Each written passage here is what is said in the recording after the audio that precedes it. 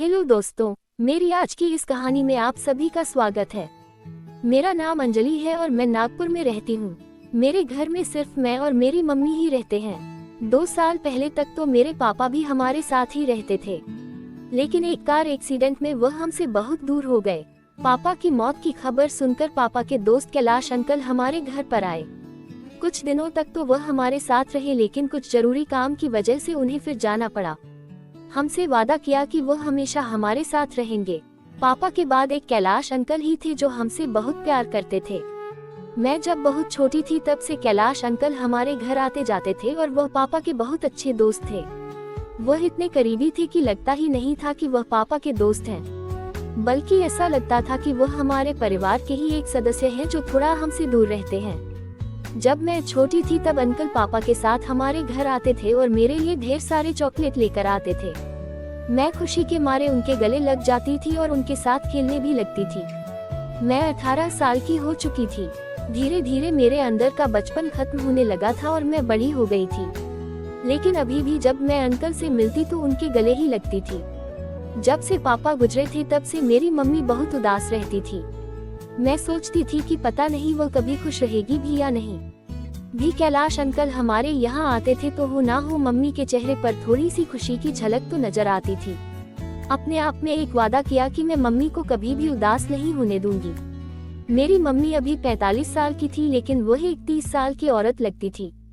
मैं और mummy market जाते थे तब लोग हमें ऐसे देखते थे जैसे हम माँ बेटी नहीं बल्कि दोनों बहनें हो। बहुत ही स्मार्ट थी, लेकिन उनकी उदासी के कारण उनका चेहरा मुरझा गया था। मैं सोफे पर बैठी सोच रही थी कि मम्मी हमेशा उदास रहती है तो मुझे बुरा लगता है। ऐसे में कोई उनकी उम्र का हो जिससे वह हर चीज शेयर कर सके, हर चीज बता सके, लेकिन ऐसा कौन हो सकता है। मैं ये सोच ही रही थी, तभी मेरे मन में ख्याल आया कि क्यों ना मैं कैलाश अंकल से बात करूं। कुछ सोचे समझे कैलाश अंकल के पास कॉल कर दिया। अंकल ने मेरी कॉल रिसीव नहीं की, इसलिए मैंने सोचा कि अंकल अपने काम में बिजी होंगे। सब सोच ही रही थी, तभी मेरे फोन की बेल बजी और मैंने देखा कि स्क्रीन पर कैलाश अंकल की कॉल आ रही है। कॉल देखते ही बहुत खुश हो गई और जल्दी से कॉल रिसीव कर ली। मैंने जैसे ही कॉल रिसीव की तभी उधर से अंकल बोल पड़े, सॉरी बेटा, मैं थोड़ा मीटिंग में बिजी था, कॉल रिसीव नहीं कर पाया। मैंने कहा कोई बात नहीं अंकल, आपने वापस कॉल तो कर ही दिया।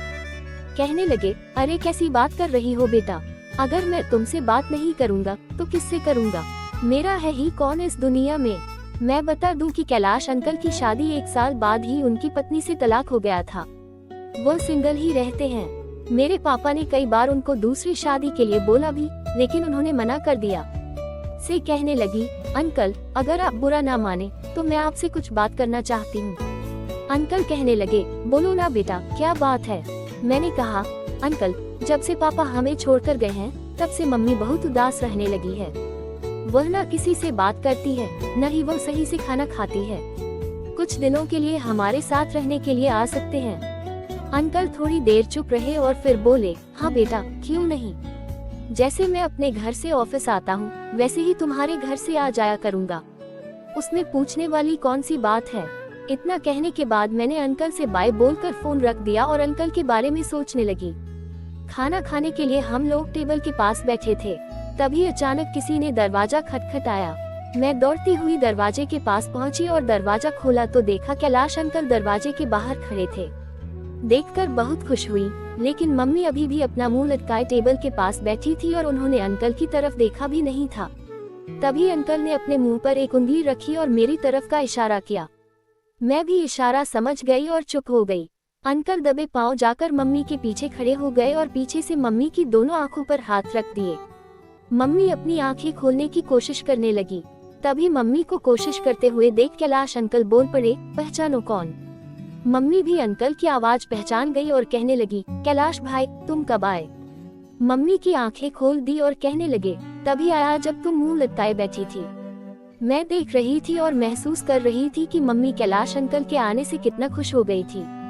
अब उनके मन में जैसे कोई टेंशन ही नहीं थी।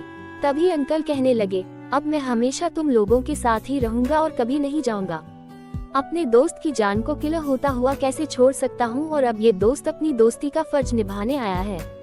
ये बात सुनकर तो मैं भी बहुत खुश हो गई कि अंकल अब हमारे साथ ही रहेंगे और हमें भी अपने पापा की कमी कभी महसूस नहीं होगी। करने के बाद अंकल भी हमारे साथ ही टेबल पर बैठकर खाना खाने लगे। खाने के बाद उस दिन हम सब लोग एक साथ एक ही रूम में लेट गए और देर रात तक बातें की।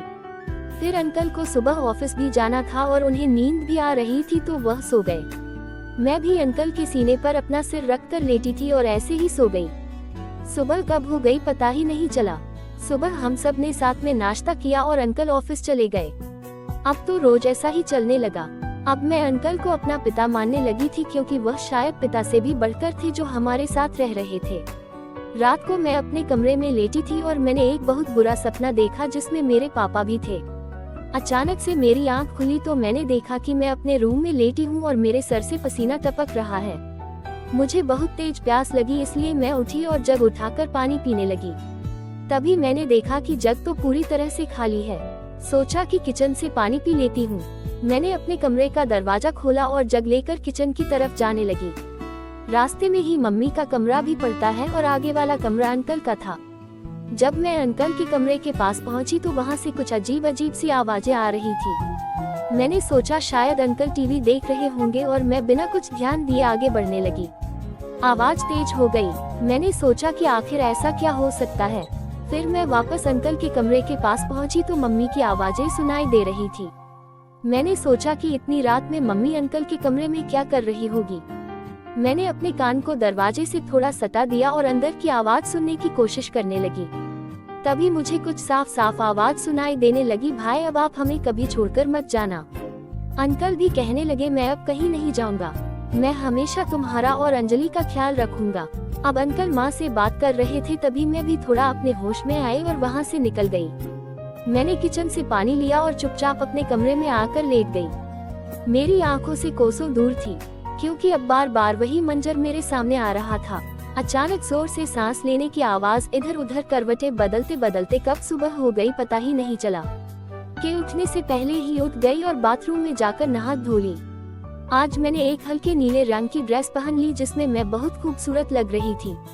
ड्रेस थोड़ा ट्रांसपेरेंट थी इसलिए सब कुछ साफ साफ दिख रहा था। का दरवाजा खोला तो मैंने देखा कि अंकल सोफे पर बैठे नाश्ता कर रहे थे। से टॉवल को अपने गीले बालों में लपेटकर बाहर आ गई और अंकल के सामने आकर खड़ी हो